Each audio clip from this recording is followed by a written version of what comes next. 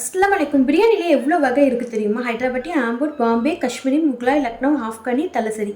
நான் கம்மியாக தான் சொல்லியிருக்கேன். மொத்தம் 26 வகை பிரியாணி இருக்குது. இன்னைக்கு நான் தலப்பாக்கட்டு பிரியாணி எப்படி செய்யணுங்கிறத காமிக்க போகிறேன். இதுக்காக திண்டுக்கல் தான் போகணும்னு அவசியம் இல்லை. அச்சு அசல் அதே டேஸ்ட்டில் எப்படி செய்யணும் பார்க்கலாமா? நான் 1/2 kg மட்டன் எடுத்திருக்கேன். இது கூட 1 டேபிள் ஸ்பூன் மிளகாய் தூள், 1 டேபிள் ஸ்பூன் சிஞ்சகாலி பேஸ்ட் சேர்த்து ஹை ஃப்ளேமில் 2 விசில், லோ ஃப்ளேமில் 2 விசில் விட்டுக்கோங்க.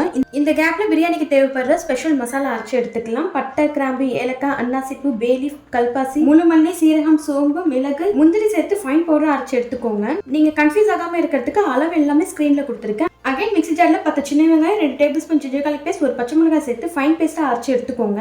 நம்ம அரைச்சது 2 மட்டும் தான் பிரியாணிக்கு 100% டேஸ்ட் கொடுக்க போகுது. இந்த சைடு மட்டனும் குக் ஆகிடுச்சு. ப்ரெஷர் ரிலீஸ் ஆகிறதுக்கு அப்புறம் ஓப்பன் பண்ணி பாருங்க. 80% மட்டன் குக் ஆகிருக்கணும். இப்போ பிரியாணி பாட்டில் 3 டேபிள் ஸ்பூன் எண்ணெய், 1 டேபிள் ஸ்பூன் நெய் சேர்த்து 3 மீடியம் சைஸ் வெங்காயம் சேர்த்து நல்லா வெங்காயத்தை உதிர்த்து விட்டு சேர்த்துக்கோங்க. சீக்கிரம் வதங்கிறதுக்கு யூஸ்ஃபுல்லா இருக்கும். இப்போ வெங்காயம் பொன்னிறமா வதங்கினதுக்கு அப்புறம் ஆல்ரெடி அரைச்சி வச்சிருந்த வெங்காயம், இஞ்சி பூண்டு, பச்சை மிளகாய் பேஸ்ட் சேர்த்து பச்சை வாடை போனதும் வேக வச்சிருந்த மட்டன், அரைச்சி வச்சிருந்த masala powder, coriander leaves, mint leaves குட்டி குட்டியா முடிஞ்ச அளவுக்கு கட் பண்ணி சேர்த்துக்கோங்க. இந்த பிரியாணிக்கு கொஞ்சம் கூட தக்காளி சேர்க்க கூடாது. ஸோ பிரியாணிக்கு யூஸ்வலா சேர்க்கிற அளவோட எக்ஸ்ட்ராவா தயிர் சேர்த்துக்கோங்க. அதாவது டபுள் த குவான்டிட்டியா சேர்த்துக்கோங்க.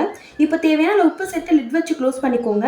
மசாலா நல்லா மட்டனோட இறங்கட்டும். இப்போ லிட் வச்சு க்ளோஸ் பண்ணிக்கோங்க. எண்ணெய் நல்லா பிரிஞ்சு தகன்னு இருக்கும். இப்போ மட்டனை வேக வச்ச தண்ணியை அளந்து சேர்த்துக்கோங்க. நான் 24 கேரட் ரைஸ் தான் எடுத்திருக்கேன். நீங்க சீரக சம்பா ரைஸ் கூட எடுத்துக்கலாம். நான் 1 கப் ரைஸ்க்கு 1.25 அளவுக்கு தண்ணி சேர்த்திருக்கேன். ரைஸ் சேர்க்கறதுக்கு முன்னாடி உப்பு அளவு செக் பண்ணிக்கோங்க. நல்லா சுருக்குன்னு இருக்கணும். இப்போ ரைஸ் சேர்த்து நல்லா கிண்டி விட்டுக்கோங்க. இப்போ லிட் வச்சு க்ளோஸ் பண்ணிட்டு 5 நிமிஷம் அப்படியே இருக்கட்டும். ரைஸும் தண்ணியும் சேம் லெவலில் வந்ததுக்கு அப்புறம் ஒன்ஸ் கிண்டி விட்டுக்கோங்க. இதுக்கப்புறம் கிண்டவே கூடாது. இப்போ 1 டேபிள் ஸ்பூன் நெய்யை எல்லா பக்கமும் சேர்த்து கீழே பழைய தோசை வச்சு 20 நிமிஷத்துக்கு லோ ஃப்ளேம்ல தம் போட்டு ஸ்டவ் ஆஃப் பண்ணிக்கோங்க. ஸ்டவ் ஆஃப் பண்ணிட்டு உடனே ஓப்பன் பண்ணிடாதீங்க. அடுத்து 15 நிமிஷம் கழிச்சு தான் ஓப்பன் பண்ணணும்.